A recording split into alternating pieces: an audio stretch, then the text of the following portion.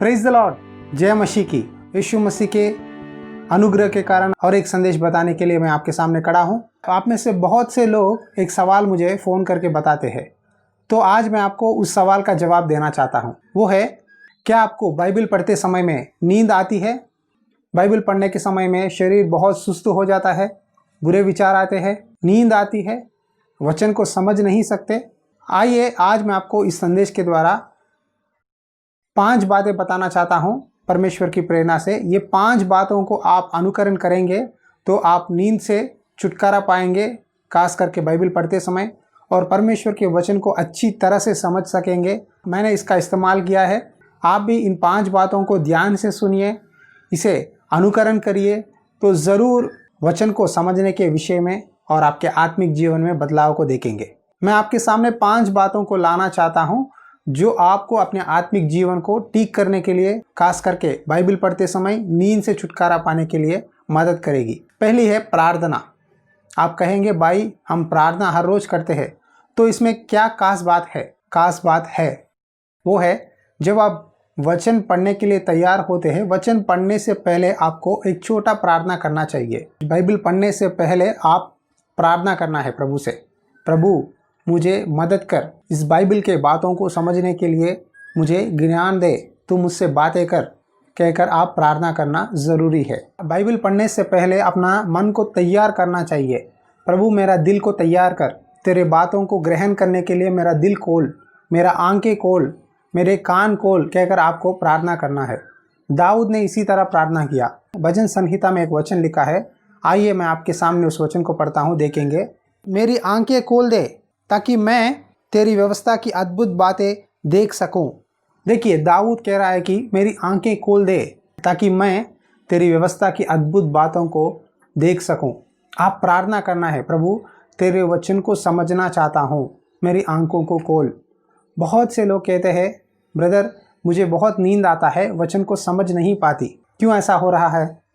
और कुछ लोग कहते हैं, शैतान मुझे नींद में ले जाता है बाइबल खोलने के समय ही, और मैं बाइबल बिना पढ़े सो जाती हूँ। इसीलिए आपको बाइबल पढ़ने से पहले प्रार्थना करना चाहिए, प्रभु मेरा दिल खोल, मेरी आंखें खोल, मेरा मन खोल, ताकि तेरे वचन को समझ सकूं। और दूसरी बात है कि आप घुटनों पे आकर बाइबल पढ़ना बहुत ज़रूरी है। यदि आप में से जवान लोग हैं, बड़े हैं, बच्चे हैं, आप घुटनों पर आकर बाइबल पढ़ सकते हैं, तो घुटनों पर रहकर उस पोजीशन में बाइबल पढ़ना बहुत अच्छा है। क्योंकि जब घुटनों पर आकर बाइबल पढ़ते हैं, आपका मन और शरीर अलर्ट रहेगा, यानी आपको नींद नहीं आएगा, क्योंकि घुटने दर्द होते रहेंगे, इसीलिए आप सो नहीं पाएंगे। जब आप घुटनों पे आकर बाइबल पढ़ेंगे तो परमेश्वर की आत्मा आपको बाइबल में से बहुत सी गहरी बातों को बताएगी। खास करके भक्त सिंह जी के जीवन में उन्होंने कहा है कि घुटनों पे आकर मैंने प्रार्थना किया, घुटनों पे आकर मैंने बाइबल पढ़ा। आज भक्त सिंह जी हमारे सामने नहीं है, लेकिन उनकी सेवकाई अभी भी चल रही है। इसका कारण है कि भक्त सिंह ने घुटनों पे आकर बाइबल पढ़ने लगे, घुटनों पे आकर प्रार्थना करने लगे। इसीलिए आप भी घुटनों पर बाइबल पढ़ना बहुत अच्छी बात है। यदि आप कहेंगे, भाई मैं बूढ़ा हूँ या मैं घुटनों पर आ नहीं सकता, मुझे घुटनों की समस्या है, तो खड़े होकर बाइबल पढ़ सकते हैं या उधर इधर चलते हुए भी बाइबल पढ़ सकते हैं। इसके द्वारा आपका कंसंट्रेशन बाइबल पर रहेगी और नींद से बचेंगे। तीसरी बात है, जोर से मुंह खोलकर बाइबल पढ़ना। क्या है? जोर से मुंह खोलकर बाइबल पढ़ना। बहुत से लोग क्या करते हैं मालूम है? बाइबल मन में पढ़ते हैं। कभी कभी मैं भी बाइबल मन में पढ़ता था। तब क्या होता था, बाइबल मन में पढ़ने के समय मेरे मन में अलग अलग विचार आ जाते हैं, सांसारिक विचार या आत्मिक विचार, कुछ ना कुछ विचार मेरे मन में आता था। तब से लेकर मैंने क्या किया, जब भी बाइबल पढ़ता हूँ तो मुंह खोलकर पढ़ना सीखा। तो मुंह खोल कर पढ़ने के द्वारा आपके मन में बुरे विचार आ नहीं सकते। मुंह खोलकर जब पढ़ते हैं तो आपके कान सुनते हैं, इसके कारण आपका कंसंट्रेशन वचन पर रहेगा। इसीलिए यीशु ने भी एक बात कहा, जिसके कान हो वहाँ सुन ले। यदि आप बाइबल मुंह खोलकर पढ़ते हैं तो आपके मन में अलग अलग विचार, सांसारिक विचार नहीं आएंगे। बाइबल मुंह खोलकर जोर से पढ़िए, ताकि आपके कान उस वचन को सुनेंगे और उस सुनने के द्वारा आपको विश्वास आएगा। परमेश्वर का वचन में लिखा है एक बात, आइए देखेंगे। विश्वास सुनने से और सुनना मसीह के वचन से होता है। इस वचन में लिखा है, विश्वास सुनने से और सुनना मसीह के वचन से होता है। यदि आप इस तरह मुंह खोलकर बाइबल पढ़ेंगे अपने कमरे में बैठकर, तब आपको सुनने के द्वारा विश्वास होगा, परमेश्वर भी आपके कान खोलेगा ताकि इन वचनों को समझ सके। और चौथी बात है उपयुक्त समय, यानी सूटेबल टाइम। देखिए, हर दिन हम बाहर जाते हैं, उधर इधर घूमते हैं, बहुत सारा काम करते हैं, लेकिन बाइबल पढ़ने के लिए एक सूटेबल टाइम यानी एक उपयुक्त समय रखना बहुत ज़रूरी है। सुबह बाइबल पढ़ सकते हैं, दोपहर में बाइबल पढ़ सकते हैं, या रात में बाइबल पढ़ सकते हैं। जब भी आप बाइबल पढ़ना चाहते हैं, एक समय को निर्धारित कीजिए। शायद शाम 6 बजे हर दिन मैं बाइबल पढ़ूंगा, प्रार्थना करूंगा, तो उस समय को आप इस्तेमाल कीजिए। उस समय में बाहर घूमना, घर की काम करना और उस समय को स्किप करेंगे तो आप अपने आत्मिक जीवन में बलहीन हो जाएंगे। हर दिन एक समय को निर्धारित कीजिए कि मैं इस समय में बाइबल पढ़ूंगा, इस समय में प्रार्थना करूंगा। इसके कारण क्या होता है कि आप परमेश्वर से आत्मिक जीवन में बहुत आगे बढ़ेंगे। यीशु मसीह ने भी सुबह होने से पहले ही पहाड़ पर जाकर प्रार्थना करता था। बाइबल में लिखा है वो वचन, पढ़ेंगे, आइए देखेंगे। बोर को दिन निकलने से बहुत पहले वहाँ उठकर निकला और एक जंगली स्थान में गया और वहाँ प्रार्थना करने लगा। देखिए, इस बात में लिखा है बोर को दिन निकलने से पहले, यानी सुबह होने से पहले ही, सूरज आने से पहले ही यीशु मसीह एक जंगली स्थान में जाकर प्रार्थना करता था। यीशु मसीह बहुत सेवा करता था, सुबह से लेकर रात तक बहुत लोगों को वचन सुनाना, गांव-गांव घूमते हुए लोगों को चंगा करते हुए, अपने चेलों को परमेश्वर के सेवा के बारे में बताते हुए सेवकाई किया।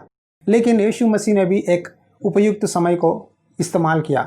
देखिए, वचन पढ़ने के लिए खास करके एक समय होना बहुत ज़रूरी है। शायद आप कहेंगे, ब्रदर मुझे समय ही नहीं मिलता, मैं बस में जाते हुए पढ़ लूँगी या ट्रैवल करते पढ़ लूँगी, जहाँ भी पढ़ लूँगी। सही है, आप जहाँ भी जाए बाइबल पढ़ सकते हैं, लेकिन एक सूटेबल टाइम, उपयुक्त समय रखना बहुत ज़रूरी है।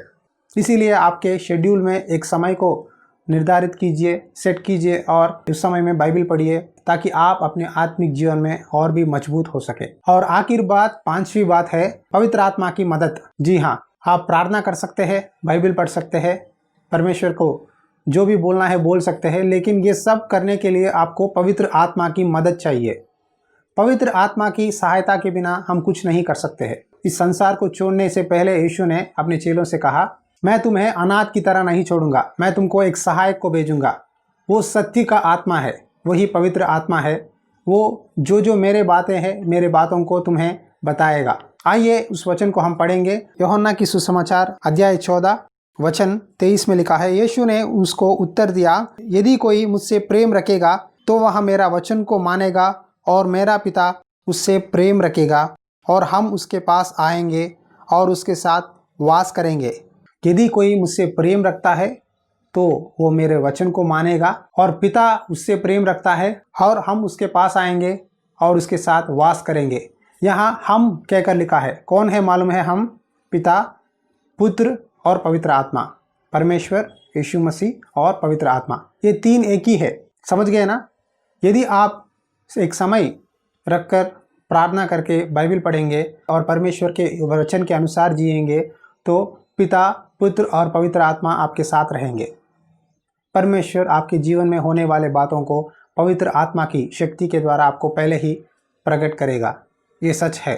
बहुत बार जब मैं किसी भी बात के लिए प्रार्थना करता हूँ मेरे जीवन के बारे में, तो परमेश्वर बहुत बार मुझे अपनी पवित्र आत्मा की सामर्थ के द्वारा पहले ही अपने वचनों के द्वारा और होने वाली बातों को बताता है। बहुत बार जब मैं परमेश्वर से कुछ विषयों के बारे में परमेश्वर की इच्छा पूछता हूँ तो परमेश्वर की पवित्र आत्मा मुझे मदद करती है, वचन के द्वारा या आवाज़ के द्वारा या किसी न किसी तरह से परमेश्वर अपने बातों को, अपनी इच्छा को पवित्र आत्मा के द्वारा मुझे प्रकट करता है। क्या आपने पवित्र आत्मा की शक्ति का अनुभव किया है अपने जीवन में? नहीं तो आप इन 5 बातों का अनुकरण कीजिए, ज़रूर आप अपने आत्मिक जीवन में मजबूत हो जाएंगे। आइए इन 5 बातों को और एक बार आपके सामने बताऊंगा, ध्यान से सुनिए। पहली है प्रार्थना, दूसरी है घुटनों पर आकर बाइबल पढ़ना, तीसरा है जोर से मुंह खोलकर बाइबल पढ़ना, और चौथा है उपयुक्त समय में बाइबल पढ़ना, और 5वीं है पवित्र आत्मा की मदद। देखिए, इन 5 बातों को आप ध्यान लगाकर बाइबल पढ़ेंगे तो आपको नींद नहीं आएगी। मैंने इन बातों का अनुकरण किया है और मैं सच में आशीषित पाया हूँ। तो इसीलिए आप भी इन 5 बातों का अनुकरण करिए, तो ज़रूर आप बाइबल पढ़ते समय नींद से छुटकारा पाएंगे और गलत विचार या सोच आपके मन में नहीं आएगा। समझ गए? आखिरकार मैं आपको एक वचन बताना चाहता हूँ, आइए देखेंगे। भजन संहिता में लिखा है, तेरी बातों के खुलने से प्रकाश होता है, उससे बोले लोग समझ प्राप्त करते हैं। देखिए, इस वचन में प्रभु ने कहा तेरी बातों को खुलने से प्रकाश होता है। परमेश्वर अपनी इच्छा को आपके जीवन में प्रकट करेगा और बोले लोग समझ सकते हैं, यानी the simple can understand it. आप में से बहुत से लोग कहते हैं, ब्रदर मैं वचन को समझ नहीं सकता, बाइबल पढ़ने के समय नींद आती है, मेरे मन में कई बुरे विचार आते हैं, पूरे सांसारिक ख्याल आते हैं, मेरे जीवन के बारे में चिंता होती है। तो आप लोगों के लिए परमेश्वर ये वचन के द्वारा बोल रहा है, As your words are taught, they give light, यानी तेरे वचन को सुनने के द्वारा, वचन को पढ़ने के द्वारा हमारे जीवन में प्रकाश उत्पन्न होती है और इसे बोले लोग समझ सकते हैं। समझ गए? आगे से मत कहिए कि मैं वचन को समझ नहीं सकता, नींद आती है, बाइबल पढ़ने में मन नहीं लगता। इसीलिए आपको इस संदेश के द्वारा मैंने ये 5 बातों को बताया है। कृपया इन 5 बातों को अनुकरण करो, ज़रूर आपको यीशु मसीह सहायता करेगा और आत्मिक जीवन में आगे बढ़ेंगे और परमेश्वर की इच्छा को आपके जीवन में पूरा कर पाएंगे। आइए एक छोटी सी प्रार्थना करेंगे ताकि हम परमेश्वर के वचन के अनुसार जी सके। प्रार्थना। अनुग्रहकारी और दयालु परमेश्वर, इस समय के लिए प्रार्थना करता हूँ, तूने हमसे ये 5 बातों के द्वारा बताया है कि एक व्यक्ति बाइबल किस तरह पढ़े। खास करके बाइबल पढ़ते समय जब नींद आती है, जब बुरे विचार, सांसारिक ख्याल, डिप्रेशन, चिंता होती है, तूने कहा तेरे वचन को पढ़ने से, यानी तेरे बातों को खोलने से प्रकाश होती है और बोले लोग इसे समझ सकते हैं। प्रभु, हम तेरे बातों को समझने के लिए सहायता कर, तेरी इच्छा को स्पष्ट रूप से हमारे जीवन में जानने के लिए सहायता कर। यीशु पिता, हम खास करके आज जितने लोग भी वचन सुन रहे हैं, इन संदेशों को देख रहे हैं, उन सबको आशीर्वाद दे। जितने लोग भी इस समस्या में गुजर रहे हैं, उन सबों को इस समस्या से छुटकारा दे, नींद की आत्मा निकाल दे, जागरूक होकर अलर्ट से बाइबल पढ़ने के लिए सहायता कर। जितने लोग बीमारियां हैं, जितने लोग प्रार्थना के लिए मांगते हैं, खास करके लॉर्ड्स हाउस प्रेयर को फ़ोन करके, उन सब के लिए प्रार्थना करता हूं पिता, उन सबको चंगा कर, उनके जीवनों को बदला, पति पत्नी के संबंध को मजबूत बना, लड़ाई झगड़ा निकाल दे, इस बीमारियों से लोगों को बचा। इस समय में आपके चरणों में प्रार्थना करता हूँ, अद्भुत कार्य करके एक के जीवन में आशीष दीजिए। इस सेवकाई को भी आशीष दीजिए, मुझे और भी मदद कीजिए ताकि तेरे संदेशों को इस मीडिया के द्वारा बता सकूं। यीशु मसीह के नाम पे प्रार्थना करता हूं, आमीन। मसीह में प्यारे भाइयों और बहनों, यदि आप इस संदेश के द्वारा कुछ सीखा है तो ज़रूर आप कमेंट्स में आपकी राय बता सकते हैं। वही नहीं, कृपया इन संदेशों को लाइक करो, शेयर करो और सब्सक्राइब करो ताकि परमेश्वर का संदेश जितने लोग ज़रूरत में है उनके पास पहुंच सके। यदि आप हमारे द्वारा प्रार्थना करवाना चाहते हैं तो कृपया नीचे दी गई नंबर पर आप हमें मैसेज कर सकते हैं या फ़ोन भी कर सकते हैं।